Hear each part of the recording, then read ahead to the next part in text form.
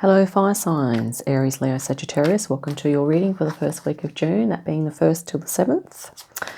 And yeah, these are general readings, so please take what resonates and discard the rest, okay? So we're just shuffling here and yeah, I'm just going to turn you down for 1 second. And I'm just going to cut the deck here and we are just going to really quickly pop these cards out. And then we will proceed. So I hope you're all feeling well, and yeah, here we go. So the first card off the bat is and this is representing you, fire signs. So this is a card of timing. Okay, so it's time for something. You are sensing that the cycles are, perhaps there's a cycle that's ending, a new cycle beginning.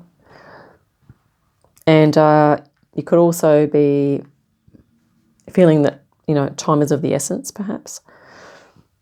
That time is sort of becoming important to you for whatever reason. Now, we have at the moment, a current thing that you are sort of, energy you might be feeling is this of disappointment.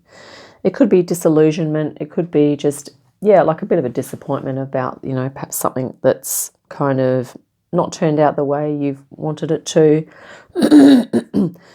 Or it could even be that if there's, that can also be the karmic wheel, if there's things coming up for you, if you're facing your inner stuff, your shadow stuff, you know, that could be coming up for you and making you feel like, oh yeah, do I have to really revisit that? But, you know, it could be worth it.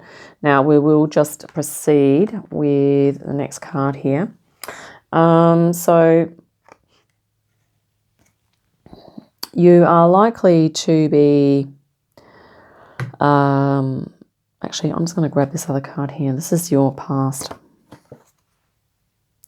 So a while back, or something from, this can even be as far back as childhood, there's something that you were really inspired to do, okay? And it could be something creative, it could be something spiritual. Maybe you were a very creative child, or you were really inspired. Maybe you felt really connected to the environment around you. Maybe you love nature, you know, and or maybe you were quite intuitive as well. Maybe you picked up on a lot of people's energies and things like that. Okay, so the next card we have is, we'll tie all these cards together, okay, as we go along. And this is like recently, you know, this feeling here is kind of making you feel like, well, you don't really want to be looking at that. You just want to move on to calmer waters, so to speak, or you don't want to be in that feeling. Now, whether or not this Three of Swords here is about you addressing your inner, perhaps unhelpful habits, or some even a core existential issue that you've identified within yourself that you might want to release. It could be that, or it might be a situation where you are experiencing grief and loss of someone, or it could be like a disappointment at work, or maybe something's fallen through, a deal's fallen through that you're not feeling happy about, okay? So you're kind of just like going, well, you know, I still need to communicate about it, communicate with it, but I want to be moving myself, or you're feeling like you want to move into a calmer kind of space. And this is what's sort of likely to happen. That is, you might need to just take a bit of time out to really just, you know, and this is certainly if you've got stuff coming up, and I've just did a channeling this morning, and my Aries sun, and I can't believe this is sort of like saying, because I just did some shadow work in my channeling today, but this is sort of like, you know, the karma, that deep stuff that's coming up, and it could just sort of put you into a little bit of holding phase, maybe just doing some meditation, coming into a holistic realization of yourself, perhaps yeah, doing some self-care in a holistic way, that is, you know, for your body, your mind, your spirit, your emotions, your creativity, your intuition, just really kind of tapping into that. And what we have here is like, yeah, this is the moon. So this could possibly, this could indicate that you're going to be looking more deeply at your, I have a feeling this is to do with your, perhaps your deeper, if you have deeper wounding, or you have, you know, maybe there are aspects about your personality that cause you to kind of feel stuck, or maybe you feel like you can't move forward with things, or there are certain emotions that you're feeling at the moment that are coming up a lot, sort of repeatedly. Then it might be about you just going a bit deeper to kind of really, and it can be that there's just stuff caught in your in your energy field. Okay. Now, I just did a channeling this morning, which I may actually now indicate. I'm just going to put a link up here in the description. Sorry, a link at the end of the video that you can click on. I may put one in the description. I have to figure out how to do that as well. So this might be about you really identifying perhaps a core deep emotion, something that you experienced from childhood. It may have been around something that you liked, that you loved to do, that perhaps wasn't approved of, or it wasn't considered worthy, or like a good thing to do. Maybe it might be revisiting that. Okay. And doing some soul work, dreams, just looking at your inner world. And here we have, this is what you are kind of desiring. It's like a fair exchange of energy and more intimate connection. This is kind of really like a playful, almost like a childlike energy as well. But it's more about being able to share your emotions, share your feelings and your inspirations with others, and sort of have an equal exchange here. So it's not that you're always giving out and they're not getting anything in return. Like, this is what you're kind of really wanting, is to kind of have a nice exchange here. And and sometimes this can be, maybe this is you and another person, but sometimes it can be you and a spirit guide. Just need to pop that in there. Or it can be you and your higher self. Okay, so this might be about you coming into connection with your higher self as well. And that channeling that I did on shadow work, that was interesting because that was like my higher self. Well, not my higher self. Well, it was my higher self connecting to Melchizedek. But here we go. This is your. So this is how others see you. So maybe you are perceived as someone that's a bit, defensive, or maybe it's like perhaps you're always dealing with dramas or something like that. Maybe there's always stuff going on around you. And that it's kind of, it kind of inhibits your ability to kind of feel into this as well. And, a lot of us have so many external demands going on that, this is how we are, because we often feel like, it's a fight just to get through the day, isn't it? Like sometimes. And, if you're, and this is also a card of seriousness. Okay, there's no playfulness here. So this could be that you're perceived as being quite serious, hardworking, and maybe dealing with a lot of stuff that's going on around you. Okay.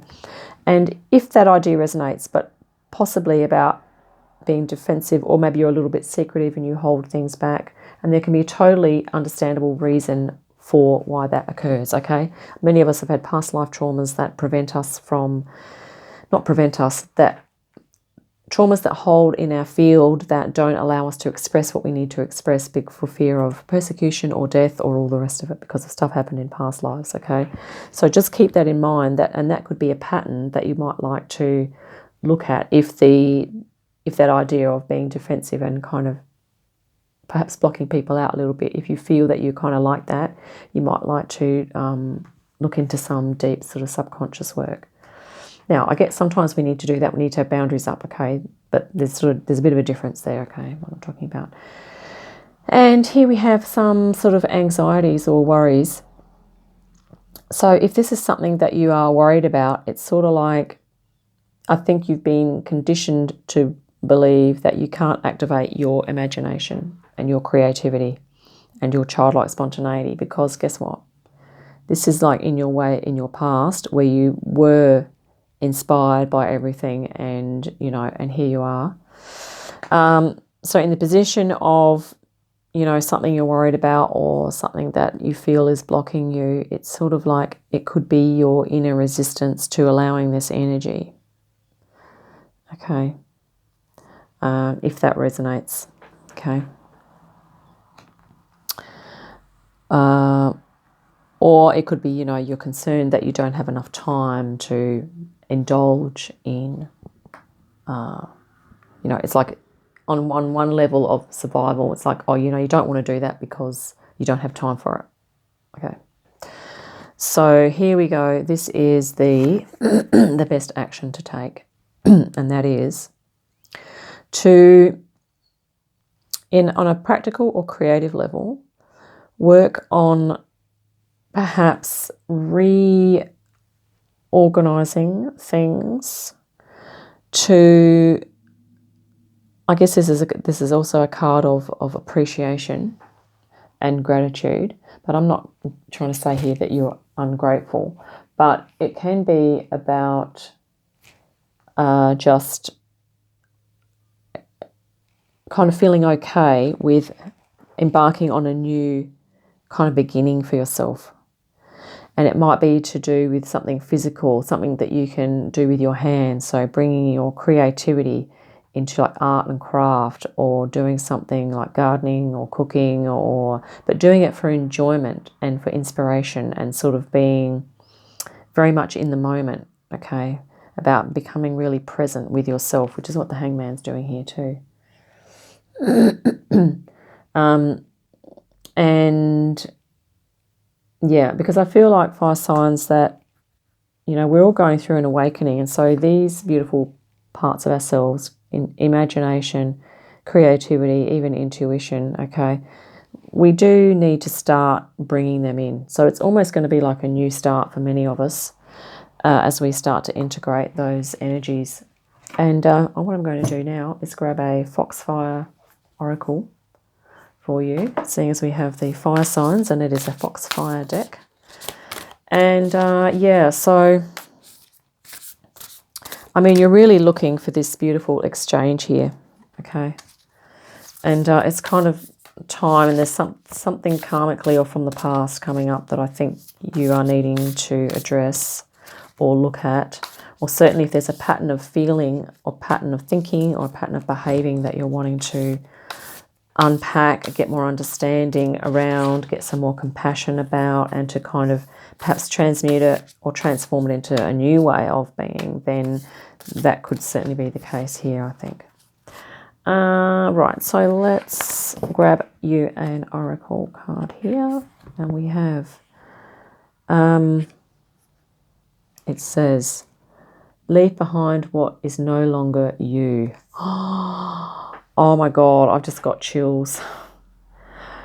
In the channeling that I just did, and I'm going to put the link, up the top, and then maybe in the description. But the channeling was actually all about releasing a lot of these, deep-seated stuff. And the reason I can talk about that in this reading is because I have my sun is in Aries, so and I think that is definitely what's going on here too. So there could be other Arieses out there experiencing this kind of shift within themselves as well, within yourselves. 33. Let's have a look. Also a double number. Master number here. Sometimes when we feel we are being what is called by humans true to ourselves, we are in fact not being true to ourselves at all, it says here.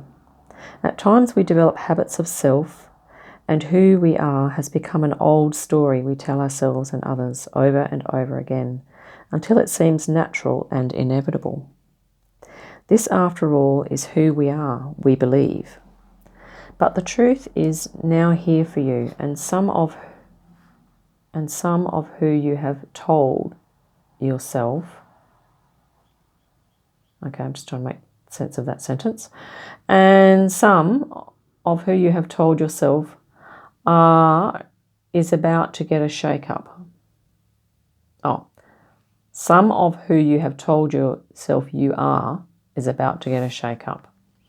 And you will find yourself walking through the gateways into a new version of who you are and leaving behind who you once thought you were.